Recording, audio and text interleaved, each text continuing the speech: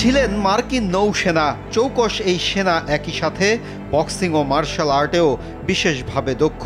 তবে তিনি আলোচনায় আসেন ২০২৩ সালে যখন মেসি যোগ দেন ইন্টার মিয়ামিতে। তখন দেহরক্ষী হিসেবে এই চৌকস অফিসারকে নিয়োগ দেন মেসি। আর্জেন্টাইন সুপারস্টারের নিরাপত্তায় ২০ মাস ধরে দায়িত্ব পালন করছেন ইয়াসিন। এর মধ্যেই নানান ঘটনায় আলোচনায় আসেন তিনি।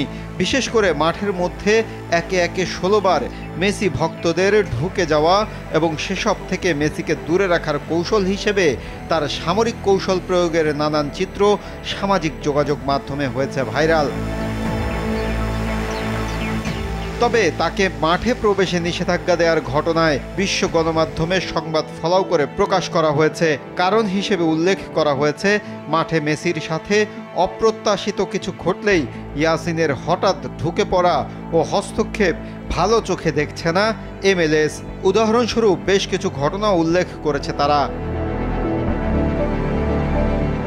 তাই তো মেসির মাঠের ভেতরের নিরাপত্তায় নতুন উদ্যোগ নিচ্ছে মেজর লিগ সকার কর্তৃপক্ষ। পর্যাপ্ত ও বিশেষ নিরাপত্তার ঘোষণা দিয়েছে MLS। তবে মাঠে থাকতে না পারলেও মিক্স জোন, ড্রেসিং রুম ও অন্যান্য জায়গায় আগের মতোই মেসির পাশে থাকবেন ইয়াসিন। ইয়াসিন চুকোর অধীনে ৫০ জনের একটি দল মেসি ও তার পরিবারের নিরাপত্তা নিশ্চিত করে থাকে। মাহফুজুল ইসলাম, RTV।